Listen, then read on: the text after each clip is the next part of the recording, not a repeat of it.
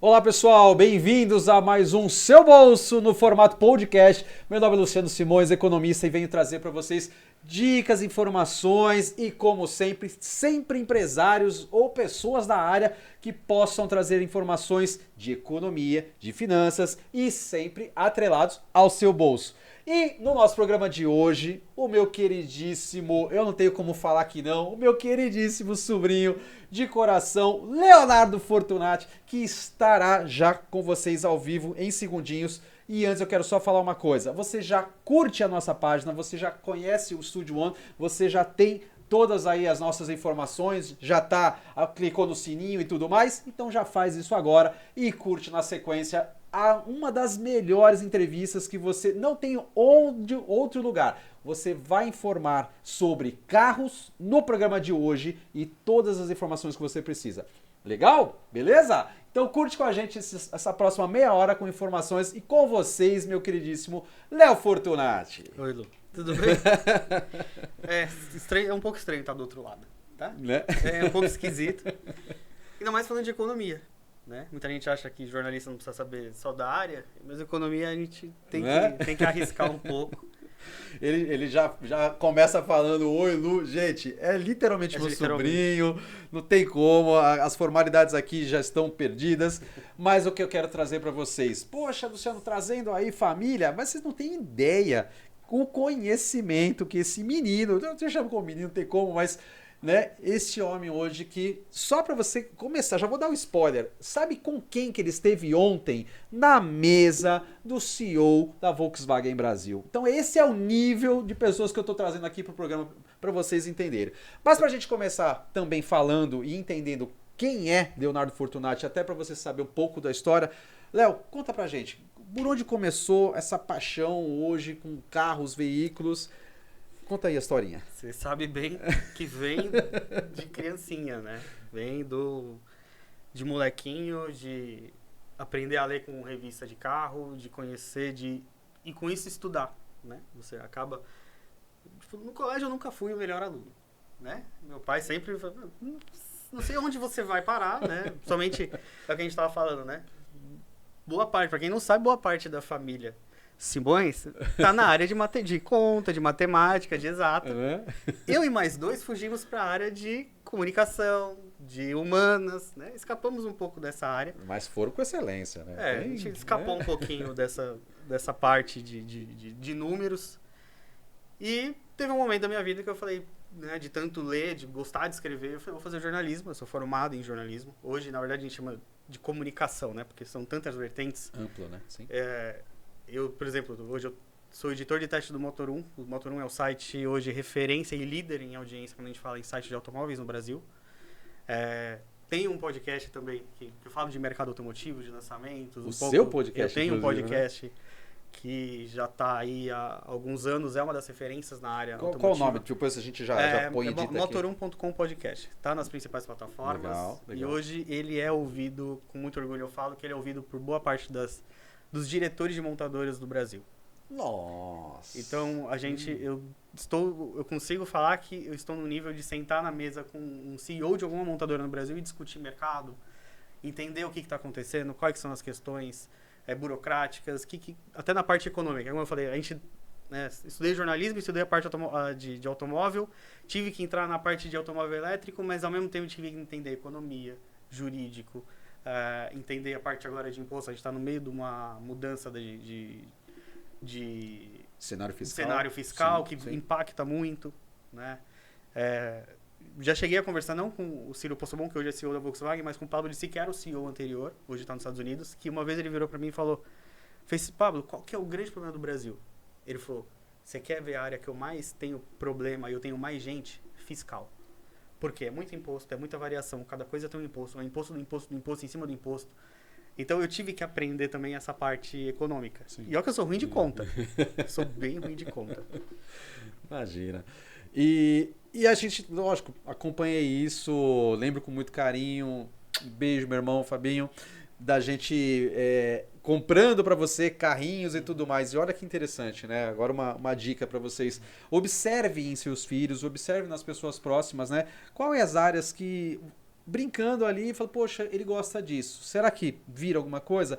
E eu literalmente vi acontecer, né? Aquela brincadeira virar uma paixão e a paixão se tornar um impulso por algo a estudar. E quando a gente fala estudar, tá estudando até hoje, né? Sim. O último curso foi na Alemanha que a gente estava conversando. Fui para a Alemanha aprender sobre eletrificação com a Porsche. Eles vão apresentar um carro. Isso eu não posso falar o quê, mas eles vão apresentar o carro no ano que vem. Um outro 100% elétrico, então eu tive uma aula com a engenharia da Alemanha para aprender o carro. Porque o elétrico foge muito do carro normal. O carro normal a gente fala de motor, de transmissão, a gente fala de uma parte muito mais mecânica. O elétrico muda tudo. Muda os números que são, a medida que é, como é que é feito, o carro como é feito, como é que aquele carro é estudado. Então, toda hora tem uma evolução. Eu que era péssimo de número, voltei para a mesa para estudar a parte elétrica. Nossa. Quilowatt-hora, quantos watts, volts, entender a diferença. Uma vez eu fiquei na Volks 4 horas dentro da Volkswagen do Brasil, aprendendo de eletrificação. Que eles deram um workshop e falaram, gente, a gente vai ensinar para vocês algumas coisas, o que muda, o que não muda. Foram 4 horas sentados numa cadeira, aprendendo. E isso para chegar da cultura brasileira, se estima quanto? Porque hoje o brasileiro ele tem essa coisa, talvez desde lá do Fusquinha, né? Que, eu vou pegar aqui vou ser um MacGyver aqui, eu me viro aqui, aperto aqui e tal, eu faço sozinho. Agora com o carro elétrico não. Você não pode qualquer um abrir para fazer qualquer coisa, muda completamente. O técnico para um carro elétrico, é um cara com horas e horas e dias e meses de um curso para ele poder tocar nesse carro. Porque imagina você vai mexer no Fusca lá, você vai tomar um choquinho 12 volts, vai sujar a mão, vai queimar a mão. Sim. A gente tá falando de um choque que é capaz de te arremessar metros. Ô, louco! Porque quando você olhar um carro que a gente chama de híbrido ou elétrico, você olhar que tem um cabo laranja saindo de algum lugar, não toque nesse cabo. Porque ele é laranja justamente, por exemplo, você bateu o carro, você tem um carro elétrico, você bateu o carro. O bombeiro já sabe como desarmar seu carro, porque ele tem que chegar num ponto X do seu carro, desarmar a parte elétrica, aí sim ele pode tocar no seu carro. Na Fórmula 1 pode ver, quando tem uma batida, eles demoram alguns minutos para tocar no carro do cara. Em cima tem uma luz piscando, ou apagada ou acesa. Esse carro, porque hoje os carros da Fórmula 1 são híbridos, ele tem uma parte elétrica muito forte. O cara só pode tocar no carro a partir do momento que o carro fala, beleza, tá desarmado. Porque senão você morre na hora. Nossa. E a gente não tô falando, tipo, exagero, você morre. Não, sim. É assim... Um choque de chuveiro é 1/1000 do choque que esse carro vai te dar. Então eu imagino que o que vai ter de gente curiosa com queimadura aí. Esse é o perigo. Esse é o perigo. Por isso que a gente estuda toda hora. Não adianta. Como jornalista, eu vou chegar pra você, não, porque teu carro é assim, assim. Eu falo, não, cara, pelo amor de Deus, não vai tocar nesse carro. Se você bater o carro, teve um acidente muito feio, tem uns 2 anos, em São Paulo, que um Cayenne híbrido bateu. Né? E você vê toda a parte de fiação laranja, não sei o quê. Por quê? Os bombeiros que foram lá, eles eram treinados para tocar naquele carro. Porque você chega como curioso. Nossa. Você chegou como curioso ali, tocou no carro. E por acaso um fiozinho daquele desencapou e encostou na carroceria. Até mesmo, desculpa, no meio da história, mas é um ímpeto nosso como ser humano ir ajudar a pessoa que está ali, nas Ferragens, né? Mas, acho que na hora você tem aquele impulso de adrenalina, vou te tirar daí. Então, o correto, uma dica aí para todos, o correto, se o carro for elétrico... se você vê que o carro tem um cabo laranja passando em algum ponto que você está visível, ou se você sabe que é um carro eletrificado, evita tocar. Porque é muito perigoso você se prejudicar. Porque às vezes o cara que está dentro do carro, ele está protegido. O carro já foi projetado ali para bater. Perfeito, já foi projetado. Já foi projetado para bater e o cara que está ali, não acontecer nada com ele. Agora, você chega e toca na porta de metal. Vai querer tirar, ajudar a pessoa. Você não sabe se um fio encostou ali. Então tem toda essa questão também. E isso a gente tem que aprender também. Normas de trânsito serão alteradas, então, possivelmente, hein? Já estão sendo pensadas, talvez. Todo bombeiro hoje que mexe com o carro passa por um treinamento. É até um amigo meu que dá uma parte desse treinamento. As montanhas, por exemplo, eu sou da Fiat, eu vou lançar um carro híbrido. Eu vou mandar esse carro para o corpo de bombeiros, um protótipo, eu vou mandar esse carro para o corpo de bombeiros, justamente para ele ser cortado. Por quê? Você está fazendo seu curso de bombeiro ali, olha, o seu instrutor vai falar, tá vendo esse carro? Tá vendo esse cabo laranja? Esse carro, aqui nesse ponto, tem um ponto que desativa. Não chega no carro tocando, cortando, porque vai dar problema. Pode se prejudicar para você, para quem tá dentro do carro. Sim. Então, todo carro, antes de ser lançado, tem um treinamento, óbvio, técnico e de vendas da própria montadora, mas também ele passa pelo corpo de bombeiros no Brasil inteiro. para evitar Sim, um acidente, né? O carro Ó, bateu, é perigoso. Uma pergunta leiga aqui. Léo, como que o popular, como as pessoas vão identificar? É um código na placa? Tem alguma obrigação que de repente o Não. diretor tá falando, ó, tem que escrever que é elétrico? Porque daqui a pouco tá confundindo os modelos, São né? esses cabos. São os cabos laranja, normalmente são cabos mais grossos. Se você vê que se você observou que esse carro tem um cabo desse, sabe que ele é elétrico, ou às vezes você procura até porque os carros elétricos normalmente são carros até diferentes, Sim, né? sim. Você já identifica. Ou hoje o melhor caso para evitar um problema, na verdade é até uma recomendação para qualquer acidente, seja com um carro normal, Chama o não Uber, né? mexa na vítima. Sim. Porque a gente sabe que muito se fala, né? Não, eu vou ali resgatar o cara. Às vezes você tocou no cara, ele parou de andar. Que às vezes é uma fratura que Sim, tá na... Então, assim, da mesma forma que a gente, antigamente, você não ia socorrer alguém para não machucar mais aquela pessoa, agora é uma questão de risco para você. Você chegar no carro e tocar, às vezes pode ser um elétrico e o sistema... Porque normalmente quando você bate o carro, sim, o sistema chega a desarmar. Mas vai que não desarmou. Sim. Entendeu? É Então verdade. tem alguns pontos. Não, maravilhoso, maravilhoso. Já fica a primeira dica aqui, pessoal. Né? Já não encosta, né? Não encosta. Já liga pro bombeiro e já avisa. Talvez seja elétrico, e já manda um especialista aí, porque a coisa é outra. Mas vamos lá, voltando um pouquinho, tempo e espaço. Você falou da Motor One e o período já pós, né, os estudos, a formação, não só a graduação, né, como eu reconheço de família, mas não só esse momento, mas o que veio depois, né, cursos que você precisou fazer, da onde vem a bagagem para hoje estar, né, como o teu cargo hoje é o quê? Editor? Editor técnico. que Editor chama. técnico, né, vamos dizer, do maior grupo hoje, né, podemos falar mundial, porque é realmente o maior site de referência, né? E como chegou nesse grau, até para as pessoas entenderem, né? Sempre a gente destaca aqui no movimento da entrevista, o que eu posso falar para vocês, você tá vendo essa entrevista, não é só para empresário, às vezes é você, estudante, que está aí pensando, poxa, eu gosto de carro, gosto de comunicação, já vai anotando aí quais os caminhos que levaram a um determinado sucesso. Então a gente fala um pouco de tudo aqui também. Léo, conta pra mim, eu sei que tem envolvido ali coisas práticas, né, cursos de direção e tudo mais, e como que foi esse processo? Ó, acho que isso vale para qualquer curso, né? Que a gente estava conversando até agora, até por parte de economia, você não vou fazer o curso de economia e vou parar, né? Tem várias coisas, várias mudanças, várias vertentes, e comunicação é a mesma coisa. Vale para o jornalista também que, eu não quero seguir a parte de carro, eu vou seguir outra área, mas vale para qualquer um. Você tem eu falo que o curso de jornalismo ele te ensina 10% do que você vai precisar para o seu dia a dia. A partir do momento que você estudou jornalismo, você é formado na comunicação, você fala, o que eu vou fazer? Para onde eu vou? Porque tem o jornalista esportivo, tem o jornalista investigativo, tem o policial, tem a parte, hoje em dia, tem muita parte de cobertura que a gente chama de influencers, né? Tem a parte de moda. O jornalismo tem muitas áreas, muitas vertentes. Eu escolhi automóvel. Sempre gostei, falei, não consigo ser engenheiro, né? Eu falei, porque quando a gente no cara gosta de automóvel, muita gente vai para engenharia. Eu não tinha a mínima capacidade de ir para engenharia, não. Então eu fui pro jornalismo. Mas, o que você aprendeu no curso? Na faculdade, beleza, você aprende ética, você aprende diversas coisas voltadas ao jornalismo para você se comunicar. Sim. Que hoje tem a grande questão de qualquer um ter uma câmera, qualquer um grava alguma coisa, né?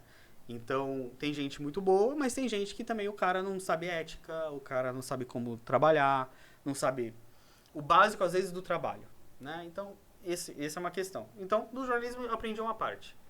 Automóvel, aprendi a parte técnica do automóvel, como é que funciona, como é que é um motor, o que é a diferença de cada tipo de suspensão, na parte técnica do carro, o que é uma plataforma, por que um carro tem tal tamanho, porque parte técnica mesmo, assim, tipo, acabamento, materiais que são usados, qual que é a tendência do momento, Dali você parte para uma questão de mercado. Cada carro tem seu público, né? O desenvolvimento de um carro dura, em média, pode durar de 3 a 5 anos. Desenvolvimento? A partir do momento que chega um cara e fala, eu quero um carro assim, você tem que ver o mercado, o que o mercado está querendo naquele momento. Muita gente fala, a gente está no momento das SUVs? Não, a gente está no momento das picapes. O Brasil e o mundo estão no momento das picapes. Então, por isso que a gente tem muito lançamento de picape nos últimos anos. Porque é o que o público está querendo. Às vezes o cara não vai usar a caçamba, ele gosta da picape. Eu gosto do modelo. Gostei e tal, eu quero uma picape, eu quero um SUV, eu quero um sedã. Cada carro tem o seu público. Então, você começa a entender mercado. Muita gente fala, o carro no Brasil é caro. Eu falei, então, peraí. Vamos conversar sobre por que o carro no Brasil é caro, diversos aspectos. Você tem que aprender essa parte de mercado e tem a parte também de, que nem na minha área, parte mais técnica. Além da parte técnica, você tem que aprender a dirigir um carro. Porque a gente vai desde um carro popular 1.0 a super esportivo de 4 milhões de reais na garagem, que você não pode fazer uma besteira.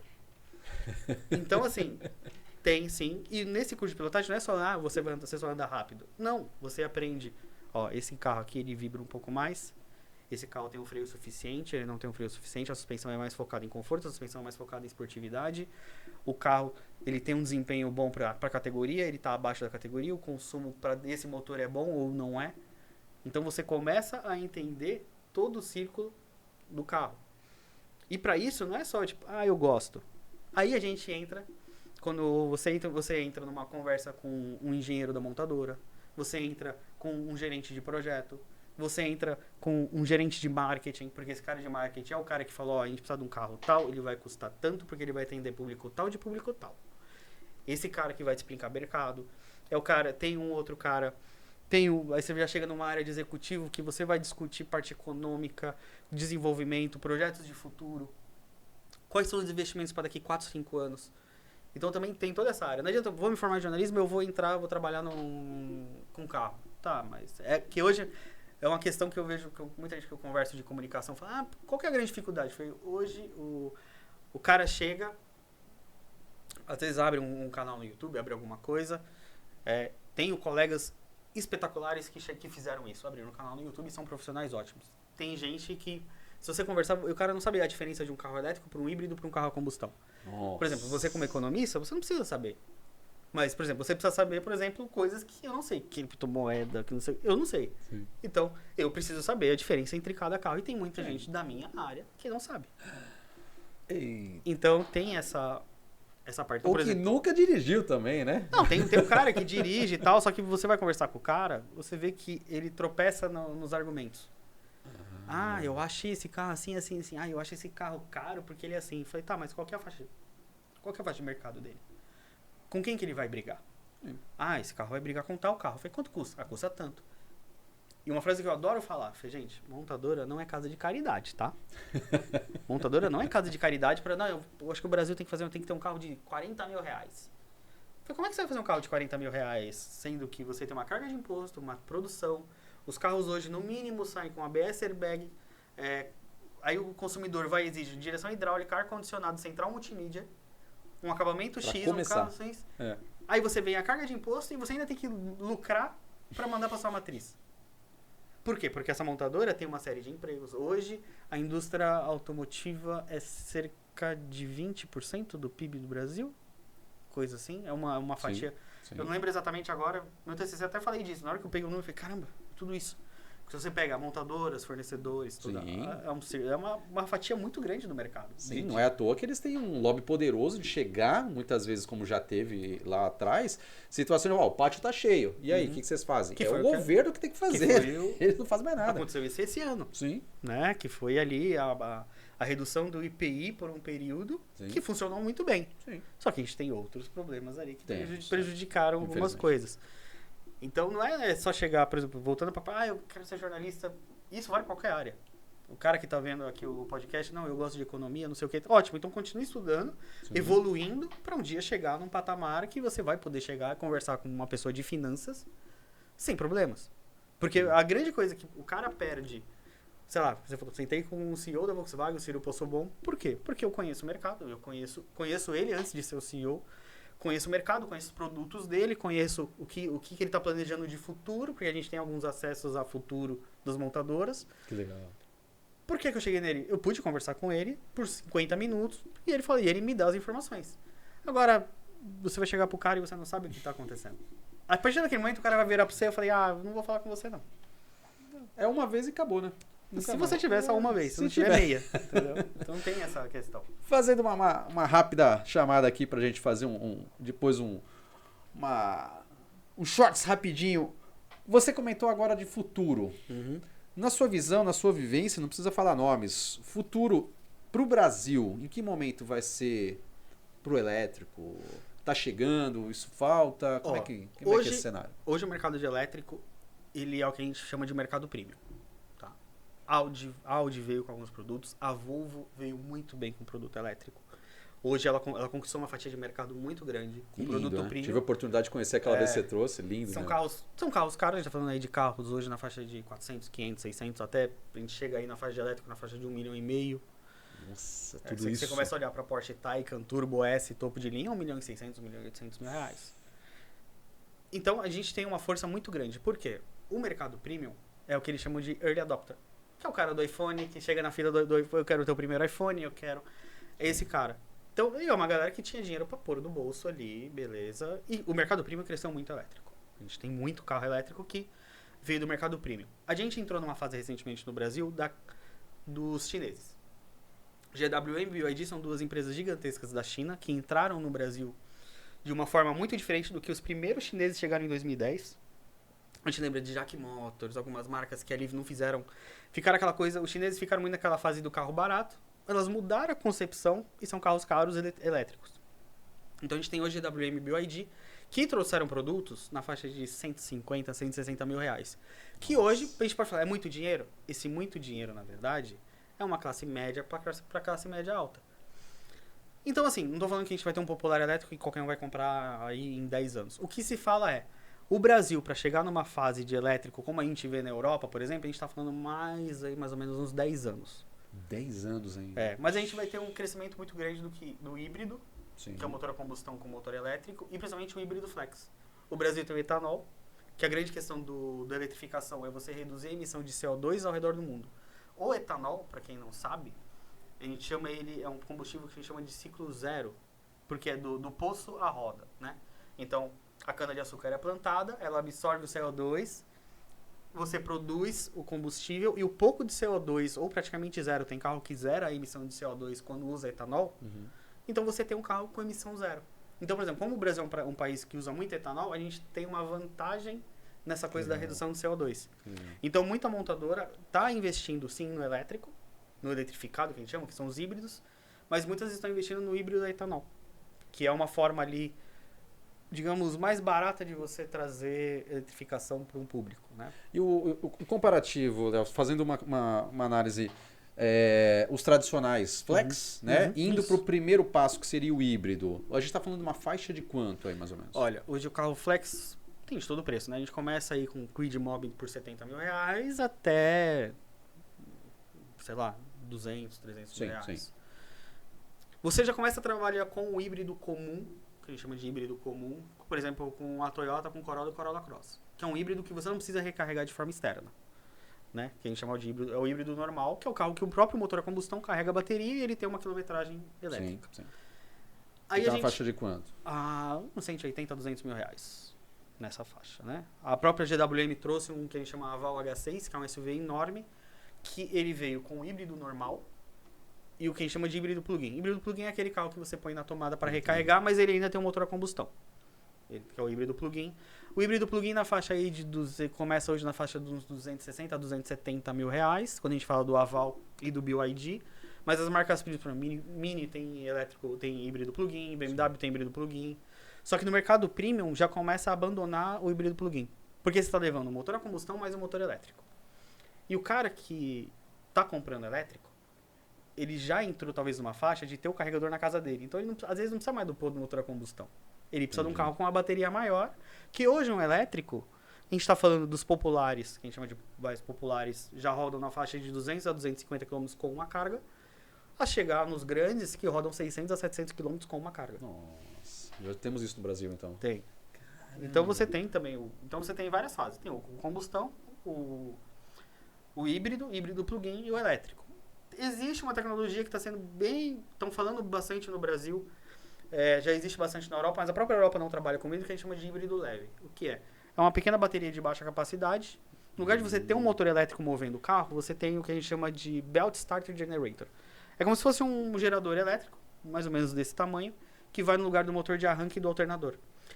Como ele é por correia, ele é um motor na faixa ali de 10, 15 cavalos, só que o que ele faz? Em nenhum momento ele vai mover o carro sozinho. Ele vai ajudar o motor a combustão, que é aquela faixa inicial de arranque, de ultrapassagem. Que consome mais. Que ele mais consome, ele vai usar esse motor elétrico por correia, ajudar a empurrar esse motor. E o consumo diminui. Não Que diminui legal. assim como um híbrido, Sim. mas ele dá um auxílio ali para emissão. A grande aposta para o Brasil é o uso muito do híbrido leve para a linha ali um SUV compacto, até talvez um hatch compacto. A Stellantis apresentou muito para a Fiat esse sistema. E aí, de repente, a gente está falando uma faixa de 150 a 200 mil, um pouco mais A gente está acessível. falando já na faixa dos 90 a 150 mil reais. Nossa, mais acessível ainda. Porque é uma tecnologia mais barata Excelente. que você põe, por exemplo, a Fiat deve começar a produzir esses carros a partir do ano que vem. Para Compass, Toro, Rampage, até para Dos Pulse. modelos que já existem. Já, inclusive. porque você Legal. pega o motor a Uma combustão que adaptação. existe, você coloca Entendi. esse gerador com Perfeito. correia, que ele já vai te dar uma... Que legal, que legal. Meu, quanta novidade, quanta informação. A hora tá voando aqui. Uhum. O pessoal do internet já me deu um toque. Bom, tem um segundo momento que eu quero falar, e talvez a gente explore um pouquinho do tempo aqui, me desculpem, mas de toda essa vivência, essa oportunidade. Eu sei de viagens, né, que você faz a trabalho. E teu pai deve estar orgulhosíssimo, né, fazendo... Já passou ele de viagem? Não, mas, ainda não? mas ele já quase se cruzou no aeroporto. Já? Uma vez ele, onde você tá? Não, tô indo pra tal. Puta, eu tô indo pra tal. Que hora que você vai? Pô, hora tal. Eu falei, puta, já vou ter saído. Mas não, bater meu pai não tem como. Não, né? Não. Já Não. deve ter o quê? Uns 4, 5 passaportes aí. Não, um passaporte já quase cheio, mas... E, Não, bater meu pai ainda não. né? Mas chega lá, né? Uma hora ele para e eu vou. Então o que acontece? Com toda essa bagagem, o que aconteceu já com essa maturidade? Porque vocês estão olhando aqui, eu chamando de sobrinho, com tudo isso, mas o Léo hoje está com quantos anos? 34. 34 anos, já fala línguas, já tem vivência, senta na mesa de CEO, e aí, com toda essa bagagem, veio o que a gente agora, né, tá vendo aqui, a babá do seu carro. O que você agora tá olhando inquietamente, falando, não, eu tô trabalhando pra caramba, mas eu acho que eu posso trabalhar um pouco mais e ajudar as pessoas. Uma coisa que eu tinha que Vamos aprender lá. era design, que eu que fiz esse logo. Entendeu? Ali eu olho pra ele e falo, eu preciso aprender design, talvez. Mas fora isso, bom, como a gente acaba conhecendo muito o carro, né? As pessoas sabem que a gente conhece, então chega, cara, eu tô pensando em comprar um carro, eu quero, me ajuda a escolher, o que eu tô procurando, eu tenho tanto valor, o mercado, o que tem de mercado. Porque, por exemplo, isso que a gente tá conversando, muita gente não sabe. E muitas vezes, então muitas vezes tem um cara ali que, eu vou comprar um carro tal. Esse cara às vezes tá pronto para entrar num elétrico, num híbrido, ele já tá pronto para experimentar a tecnologia. Então ele já tá numa faixa ali que às vezes ele não sabe que ele tá pronto. Então, por exemplo, o meu trabalho com a outra empresa, eu vou trazer uma opção para o cliente, conversar com ele, basicamente uma entrevista para entender quanto ele tem de dinheiro, qual que é o perfil dele, quanto ele consegue fazer, qual que é o perfil de uso, é um cara que se importa com tecnologia, é um cara que tem a capacidade de ter, por exemplo, um carro elétrico. Às vezes a gente acha, eu vou ter elétrico. Eu falei, não, às vezes se encaixa para você. Porque, então, uma primeira fase é isso, ajudar o cara a escolher o carro dele. Sim. Né? E a partir desse momento, como eu não queria largar a carreira de jornalista, eu tenho muitos amigos que são chamados de consultores. Que é um cara que ele vai para a rua já para buscar o carro. Já é um cara que faz a vistoria técnica, já vai ver. Legal. Então, como eu tenho vários parceiros que fazem isso, a partir do momento que eu selecionei o carro desse cliente, eu consigo repassar para um parceiro e falar, olha, eu preciso de um carro, perfil tal, tal, tal, tal. Você acha para mim? Acho. Até tanto. Às vezes o cara quer até a cor. Você acha pra mim isso novo ou usado? Porque às vezes o cara tá achando, não, eu tô pensando em comprar um carro usado, assim. Às vezes o cara não tá pronto pra ter um carro usado. É um carro que vai dar muito trabalho pra ele, vale a pena o cara subir pra um zero. Ou às vezes a taxa de financiamento é mais baixa pro carro novo. Ou às vezes o cara ali, você fala, cara, vamos pôr um dinheirinho a mais e levar um zero. Porque... Ou até, como a gente falou nos bastidores, a situação comparativa de uma assinatura. Exato, também. Você olhou e fez uma análise e falou, olha, o teu caso, uma assinatura atende. Sim, a gente tem amigos que... Né, essa parte da assinatura é muito, talvez polêmica, é muito novidade, mas é muito comum no exterior, né? Sim. O que o carro assinatura tira de você? Né? Você é igual alugar uma casa. Você aluga uma casa, você está pagando um valor mensal por algo que é de alguém, mas, por exemplo, furou um cano, deu um problema aqui, outro ali, né? Você fala, deu problema. Não é o seu problema. Sim. Né? Liga pro dono, tem que cuidar aqui. O carro tem... Na hora que você compra o carro, você tem a documentação, não só na compra, né? Você paga IPVA todo ano, você paga o seguro todo ano, você paga uma manutenção. Estourou um pneu do carro, puta, bati o carro, não sei o que, é um gasto que você não é talvez seu problema. Né? Lógico, depende do contrato. Tem contratos que, em caso de acidente, você tem que pagar uma franquia e tal. Sim, Acontece, sim. igual você tem um seguro. Sim.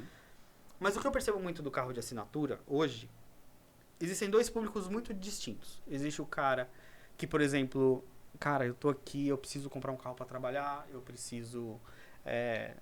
ou eu tenho um carro mais velho, se eu vender ele não é o suficiente para poder comprar um carro que me atenda para trabalho, para viajar alguma coisa.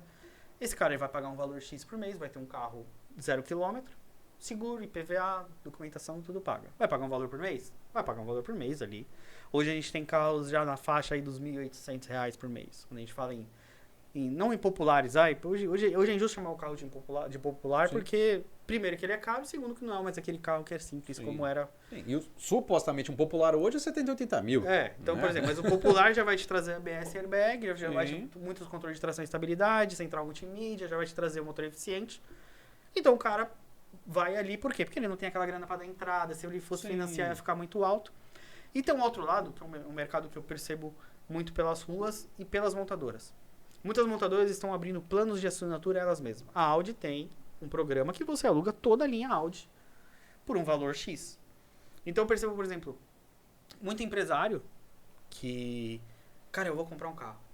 No lugar do cara pegar ali 600, 700, 800 mil reais e pôr no carro e sofrer desvalorização, Sim. pagar tudo, ele vai lá, assina um carro por cerca aí, você pega hoje um Audi aí na faixa de uns 20, 25 mil reais 20 por mil, mês. sim. Você fala, nossa, é muito dinheiro. Mas pro cara que tá comprando isso, às vezes isso aí... Que ele até tem os 800, É. ele aplica 800 e paga a mensalidade. Exato. Pronto. Eu via muito isso com muita gente. Por exemplo, antes da assinatura, o cara fazia muito isso com financiamento. Não é porque o financiamento tava mais tranquilo, você leva uma taxa zero. Sim. Então o cara tinha lá, vou comprar um carro de 300, no lugar de dar os 300, ele vinha, dava uma entrada ali de 50%, 60%, levava taxa zero, porque o resto ele aplicava, Sim. pagava a parcela. Hoje as taxas são mais altas, o cara já não consegue isso. Então ele vai para assinatura, ele tá levando sim um carro ali de 600, 700 mil reais, com um seguro de um carro desse, a gente põe um seguro ok de um carro hoje de média de 5 a 10% do valor do carro. Para um carro de 600 mil reais, vamos falar um seguro de 30, IPVA, aqui em São Paulo 4% do valor do carro, um pneu que rasga, uma manutenção, uma revisão, Sim. alguma coisa. O cara põe isso no bolo e fala, vou assinar porque eu não vou ter dor de cabeça de nada. Se meu carro der um problema, eu vou jogar ele na loja ali, resolve. Sim. E vai buscar de volta. Tem muita gente que consegue pôr esse valor como, por exemplo, uma despesa de empresa. É uma saída fiscal maravilhosa. Sim. Ou, por exemplo, né, já indo para a parte econômica, ou o cara vai colocar no meio dos bens dele um bem de quanto custa para ele um bem de 800 mil reais dentro dos bens dele. Então, no lugar dele colocar o bem, ele vai pegar e vai alugar o carro ali. Não vai continuar tendo o carro, mas na hora que ele for declarar, ele não vai declarar um bem de 800 mil reais. Sim. Então, tem esse lado também. Muita gente acha que só pobre tá alugando. Foi um amiguinho que tem de carro de 600, 700 mil reais, que é Alugado, assinado. né? Volkswagen tem plano de locação. A Audi tem plano de locação. A BMW tem plano de Tá locação. muito mais popular Mercedes hoje, Benz né? tem plano de locação. Sim. Então não é só o cara que alugou um popular para fazer Uber. Não, cara. Às vezes empresa faz muito isso. Por exemplo, o CEO da empresa tem que andar com um carro X, blindado, tudo bem. No lugar da empresa gastar em comprar o carro, blindar, fazer manutenção, seguro. Aluga, né? Oi, eu preciso de um carro dessa configuração pro meu presidente. Tá bom. Tá aqui, é tanto por mês. Você não vai por dentro da descrição de bens da empresa. É um bem alugado. Sim. Muito mais tranquilo. Então, até isso, voltando, né, para os contextos ali, para fazer o nosso fechamento, essa nova empresa, né, depois o pessoal interessado aí em contactar o meu querido Léo, vocês têm já a descrição aqui embaixo do vídeo com todos os detalhes, pode chamar, falar, olha, eu vi você lá no seu bolso e tal, não sei o quê. Então, resumindo, é uma análise, literalmente, da necessidade do perfil, não é só o que a gente chama de um corretor de carro, não. É literalmente do começo ao fim. Documentação, emplacamento, cor. É praticamente um demand ali. Que você atende e fala, eu quero tal carro. Você consegue procurar. E, por exemplo, para o cliente que comprou. Eu comprei o carro, não quero alugar, comprei.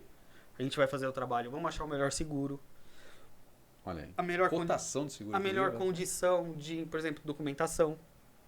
Porque às vezes o cara compra um carro usado, É muito fácil você cair num golpe, por exemplo, a empresa tá falindo, vamos vender os carros, esse carro entra um problema judicial. Nossa. Tem muita gente que eu conheço que tá com o carro jogado na garagem, que foi lá, comprou a empresa, o carro não consegue transferir. Que o carro entrou no meio de uma falência, entrou no meio de uma Sim. briga até trabalhista. Sim. Acontece muito. Eu tenho parceiros pra evitar isso. Fala, ó, o cara quer um carro tal. O cara vai ver o carro, às vezes o carro tá perfeito, tá lindo, tá um belo preço, vai transferir, o carro entrou um pedido judicial. Tá com o carro jogado na garagem, você não vai poder usar. E até você entrar com o cara, eu quero dinheiro de volta, não sei de nada. Então, também evita isso. Parte de manutenção. Pô, fui fazer a revisão do meu carro, o cara me deu um orçamento de 12 mil reais. Não, peraí, seu carro não precisa desse orçamento de 12 mil reais, a gente pode fazer por 3. Meu carro tem um problema. Eu tenho um parceiro que vai cuidar de cada tipo de carro, tem um parceiro. Quero fazer um polimento, higienização e proteção do carro. Tem um parceiro que vai fazer isso. Então, o meu trabalho, eu peguei o que um consultor faz, Sim. peguei vários amigos consultores e de várias áreas, reuni comigo. Então, por exemplo, eu preciso comprar um carro de 20 mil reais. Eu tenho um parceiro que fala, cara, eu preciso de um carro de 20 mil reais, acha. Ele vai achar. Eu quero comprar... Não, inclusive com a verificação mecânica, né? A gente estava conversando nos bastidores, né? Que é um grande dilema, né? Eu vou comprar um usado. Liga pro Léo, fala com ele, fala, olha, eu te vi lá no programa e eu tô pensando em comprar um usado, eu quero gastar aí 60 mil. 60 mil você pega alguns usados bem interessantes e tal. E por que não, né? Não esquenta mais cabeça com eu já aprendi, né, a não olhar tanto assim aquela quilometragem, porque se ele estiver no bom estado, as questões de conservação e mecânica, vale a pena, né? E hoje em dia essa questão de quilometragem também o pessoal dá uma burlada ali. E às vezes a gente pega alguns carros, né? Você pega ali o carro, baixa a quilometragem, você fala, nossa... Deve estar, né? Só que é um carro que foi, às vezes, judiado nessa baixa quilometragem. Tem muito carro que o carro tem uma quilometragem altíssima, mas o carro foi muito bem tratado todo o tempo. Olha aí. Então não adianta você seguir chegar... o protocolo das manutenções. Um carro, a gente fala, às vezes tem muito carro que é muito mais rodado, que é muito mais confiável do que um carro. O meu carro é 2020, tem 10 mil quilômetros. Pô, que bom, então ele não andou. Você fez a revisão? Então não fiz. Que bom, cara. E hoje em dia, a gente acha que é brincadeira. Por exemplo, a gente fala, esses novos motores turbo, não sei o quê. Existem componentes nesses motores que se você não cuida, não tem, uma pecinha desse tamanho pode custar 6 mil reais. Nossa, olha a dor de cabeça. Mas o que evita isso? Cuidado, manutenção. Manutenção regular. Entendeu? Tipo, às vezes é uma besteira. Deixei de trocar o óleo do carro por 200, 300 mil reais. Parabéns. Daqui 2 anos a gente conversa de novo pra ver o que aconteceu com o seu carro. O que vai sobrar do... Então tem muito isso. O Brasil... Tem uma frase que chega a ser um pouco polêmica, né? Tem aquela frase, o brasileiro é apaixonado por carro. Eu falo, não é. O brasileiro é apaixonado pelo status do carro. Agora o brasileiro não sabe cuidar. Sim. Entendeu? O cara cai ali na onda do... Não, eu não preciso. Meu carro não precisa. Eu falei, não, amiguinho, precisa sim. Todos precisam, né? No final. Então é bem complicado. É isso aí. Gente, estamos chegando ao final do nosso querido Seu Bolso. E hoje com a participação maravilhosa, queridíssima, do meu sobrinho, Léo Fortunati, tá aí nos arrobas, nas descrições aqui do nosso vídeo. Você pode acompanhar se quer saber um pouco mais sobre toda a trajetória e também, lógico, sobre as novidades do mercado. Você não pode perder o podcast do querido Léo, que também vai estar os arrobas aqui na descrição do vídeo, tá bom? Léo, muito obrigado, suas últimas palavras aí. O papo vai longe, eu acho que a gente até estourou um pouquinho hoje o prazo, mas diga lá. Que agradeço, porque, né, a gente já se conhece daí, né? Porque sabe, o Luciano é um pouquinho mais velho do que eu, mas não muito, tá? Né? Muita gente pensa, né? Teu pai não, meu pai que é muito mais velho, né, do que a gente. Lógico que quando você chamou, eu falei, não, eu vou, não tem outro. Legal, outro muito obrigado. E acho que é isso, né? Quem precisar de alguma coisa, eu tenho também um podcast para quem gosta de mercado, quer saber também. A gente às vezes faz muita discussão quando a gente fala de... Às vezes a gente faz programas especiais de falar de... Comparação? Não, a gente faz um mercado de falar de imposto, falar de carga. Sim. Aliás, temas polêmicos. Acho que um dia você tem que ir. Pegar um dia lá para São Paulo pra gente legal. discutir parte de tributo, entender um pouco mais dessa área. E é isso. Acho que agradeço muito o convite e sucesso. Igualmente. Eu sei que não é fácil fazer 1000 coisas ao mesmo tempo, mas... É um pouco de família, né? É um pouco de família fazer 1000 coisas ao mesmo tempo, né? Tipo o pai do Cris, tem 3 empregos, aquela coisa toda. Mas é isso aí, gente, a gente faz o que ama, vocês viram aí todas as informações, muita bagagem, muita coisa importante para vocês prestarem atenção e todo esse conhecimento agora disponível para você através do babá do seu carro, tá? Acesse as redes sociais dele, entre em contato, faz aí o seu orçamento. Você viu que é disponível toda essa informação para você matar a charada de como você vai agora para o seu novo carro. O ano tá virando, né? E as pessoas começam aquela coisa, vou trocar de carro e tal. Então, fica a dica aí, a melhor opção agora, fala com o Léo, beleza? Gente, um grande abraço, muito obrigado mais uma vez pela participação. Já deixa o seu curtir aí e eu vejo vocês na próxima. Um abraço.